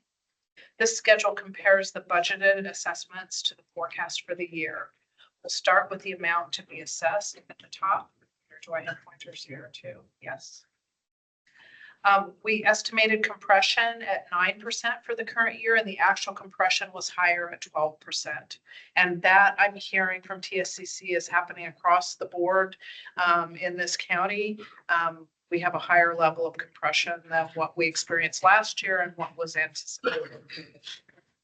Compression is that dollar amount that's above the legal limit for the state in the state for assessment, taxation, and property. So that's that $10 per thousand. For general governments, we fall within that limit. We're estimating less collection loss this year than budgeted, as we budgeted a conservative rate due to economic forecasts. We're continuing to monitor the collections, as the vast majority of the property assessments are passed from the county to the district. And so we should be seeing those final numbers as we get through this month. The combination of the variances in collection and compression result in the assessment revenues being in alignment with the budget.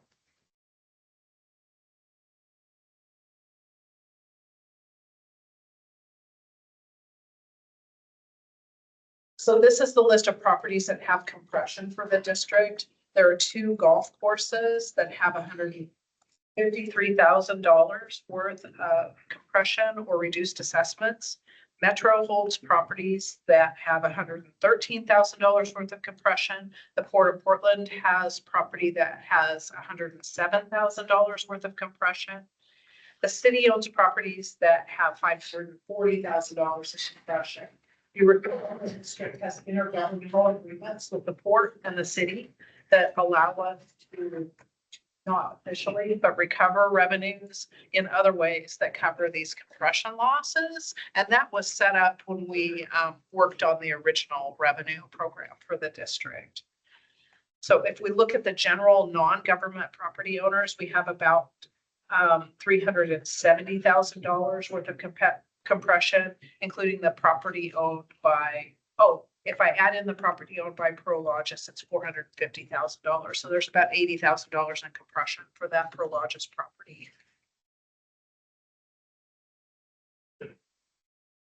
Or is that the former golf course? Sorry. Yes. So it's a mitigation site just on Columbia Boulevard.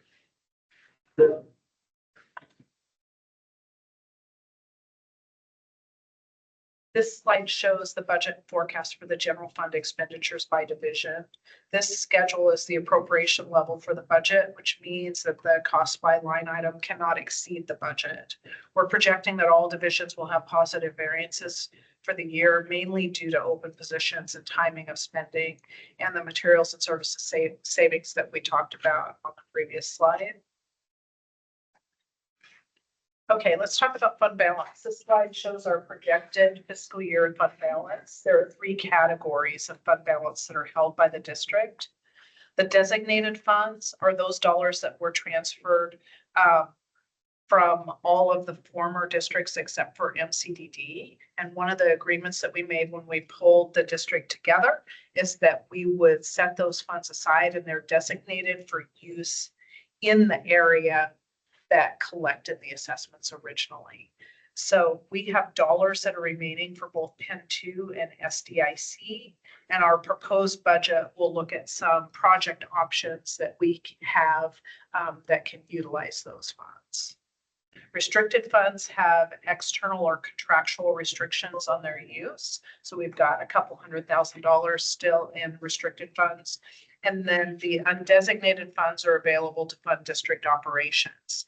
And as we've discussed each year, we need about 6 months worth of funds available to operate in the first half of the year before assessments are collected. Because we sit in this solid position with fund balance where we have those carry forward dollars, we don't have to do tax anticipation borrowing, which saves the district a significant amount of interest. And that was intentional when we set up the district, and it was one of the things that the interim board voted on, was that they were willing to transfer over the remaining debt for MCDD. And with that came all of this cash. So a lot of our debt service is MCDD debt originally, but that debt all funded capital assets that are still here at the district. So the board will be considering development of some reserves for capital and system maintenance with a portion of these undesignated funds. And we're working on some long-term forecasting for you to start to talk about the sorts of capital costs that won't be covered by the general obligation bond. And so this sort of a reserve that we could build from one year to the next will really help us to start to set aside and be able to maintain our assets going forward. Reserve is different than the contingency fund line. That's correct. What we'll be talking about is having the board consider a reserve policy that says we would like to set aside either a percentage of savings or X amount per year to start to build a reserve that then can be utilized on board instruction towards capital projects. It won't make what you'll see when we start looking at the numbers is it would be hard to make a very big dent in that, but every little bit helps. And so it'll be good for us to start to look at these fund balances and start to set funds aside. One of the things that we've really found with the district is that our operation is really small and our infrastructure and the cost of that is really large. So it makes it very difficult to fund continuing maintenance of that infrastructure without outside support. So when you look at our operations are less than $20 million a year, and we've got a $150 million bond. We could never borrow that kind of money on a $20 million a year operation. We have to have the support of either other local governments, like the state of Oregon is providing us $20 million. Our voters provided us with the 150. We wouldn't be able to do that on our own, just within our operation. But again, as we look at those reserves, it'll really help for us to start to set some of these funds aside. We'll also talk about having an operating reserve that covers that 6-month period. Both of these reserve amounts can be tapped into by the board. They can make a decision to spend it in a different way if there was an emergent need to do so. But it sends a good message, I think, to our other local partners to say there's a strategy for why we have remaining funds, particularly when we've got such support from our local partners with the flood safety fee. I think it's important for them as they're struggling to balance their budgets to see that we have intent. So we're not just sitting here on $20 million worth of cash. 10 of that funds our operations so that we don't have to pay interest for the first half of the year. And we're setting aside funds to be able to maintain the infrastructure. I just think it's a better message for folks to hear that. So Yeah, more to come on that. Yes. I would just say it ties in with, from the board meeting, the strategic priority that was talked about, the responsible steward of public funds, ensure long-term financial stability. So it ties in with that other planning document that's coming, plan document. Absolutely. And I think all of us should be really proud about the establishment of the revenue here for the district and how we've been able to really manage that well and have the district be in such a solid position to be able to continue to fund operations. Okay, and last but not least, this is the slide of the summary of the budget priorities that you developed at your retreat for the upcoming year. So we'll be focusing on these as we look at people's budget requests and making decisions about what to include in the proposed budget based on those priorities that you provided to us in that discussion. So with that, I can take any questions that you might have on the forecast or the budget process. Or do you happen to have handy the budget calendar? That was in the last meeting, right? We approved the budget calendar in the last meeting.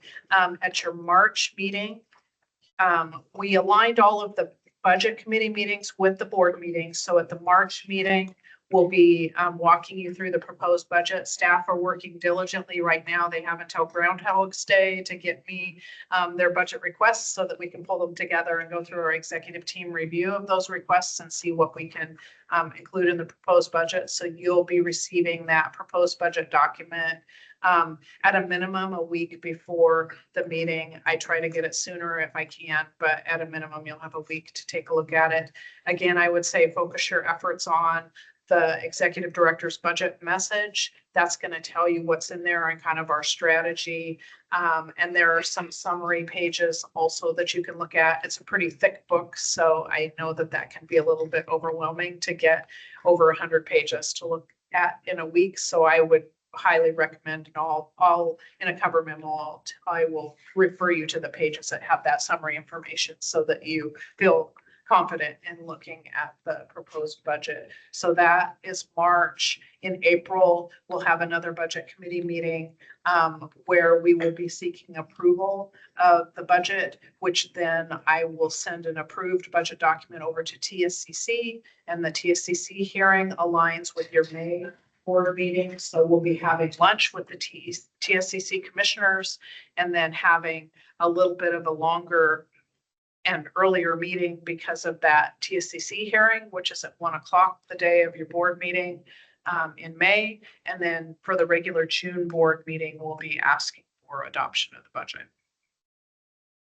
If you need an addition, sorry, one more thing. If you need an additional meeting, last year, we only needed the proposed budget meeting and one meeting to approve the budget. If you need an additional meeting, when we get to that proposed session, we can add a meeting.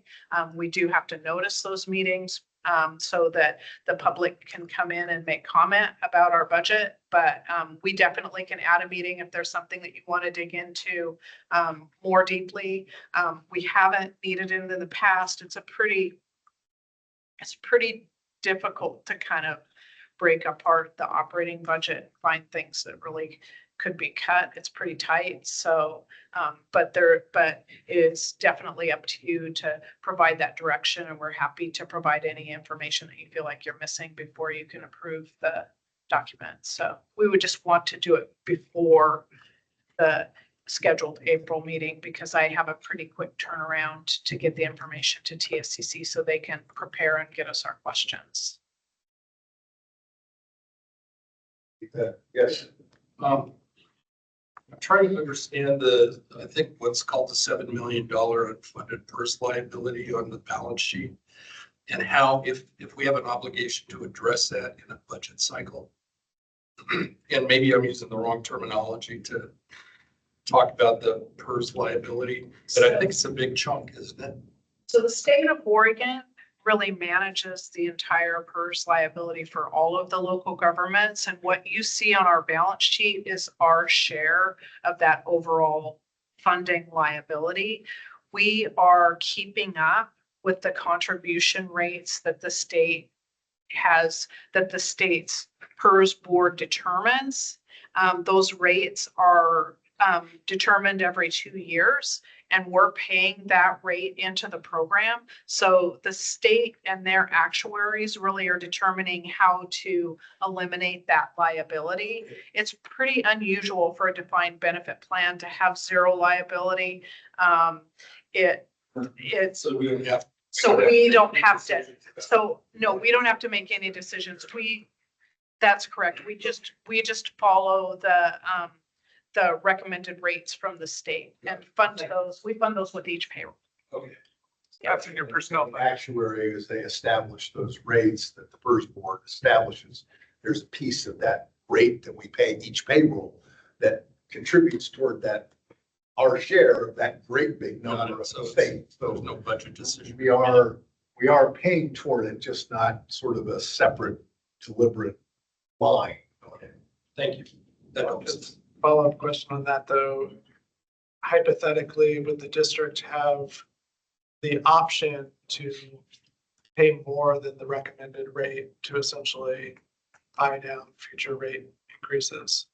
There have been these interesting tools called side accounts with Oregon PERS that actually ended up being a negative thing for the governments that funded them because of the accounting rules around pension liabilities. So we leave the expertise up to the actuaries with the state to determine what level of funding, because they are determined, it's a pretty complicated calculation where they have to look at every employee that's participating, figure out when they think they're going to die and when they're going to retire, to figure out how much money they're going to have to pay them. They present value that.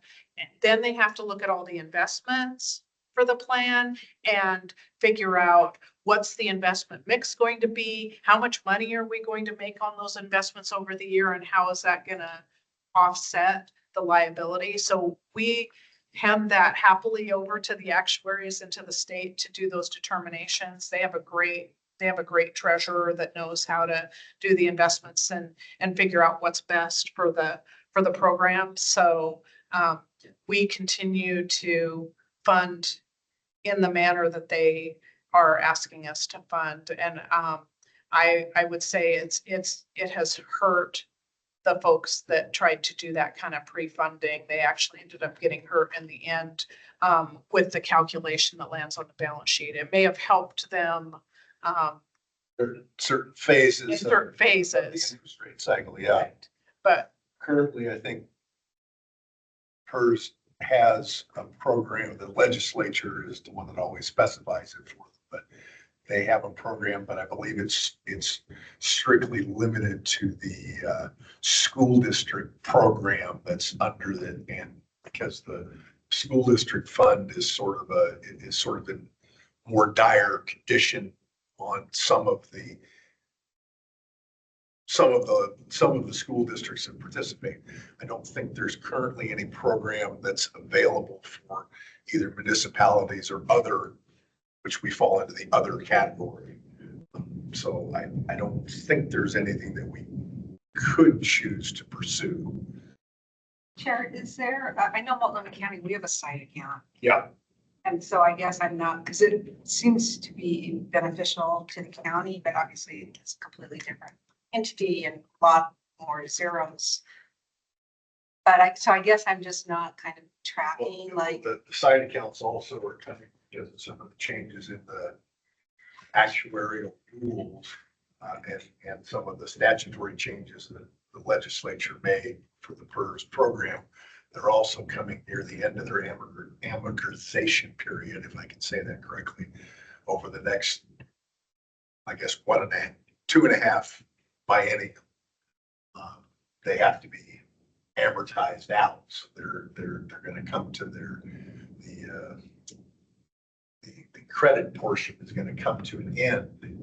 And what that's going to result in is that those entities that had a credit, their rates are going to go up, even if nothing else changed, because they no longer have a offsetting credit. But we're getting way down into the weeds. We need to provide a bottle of bourbon and a carton of cigarettes to every retiree. That's how we're trying to reduce our costs.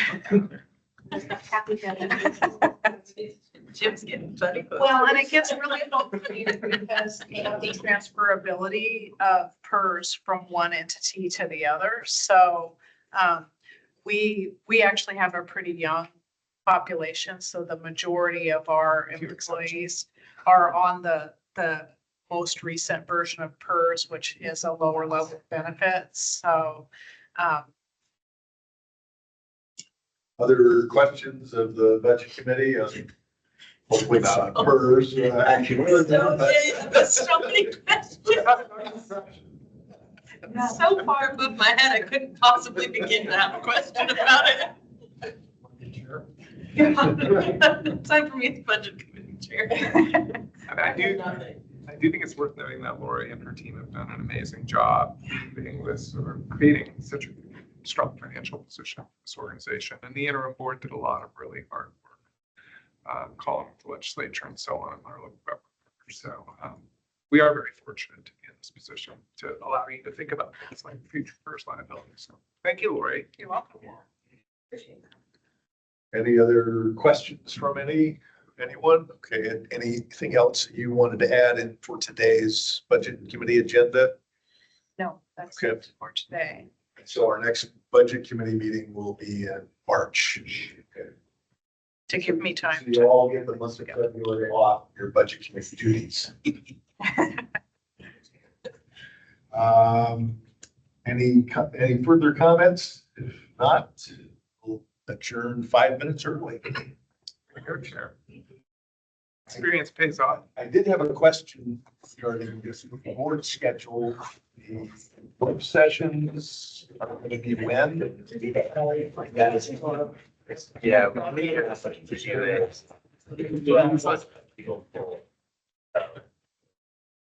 So we don't have the next scheduled board, or next scheduled meeting is the board meeting in February. Well, the goal is to schedule a work session, but we haven't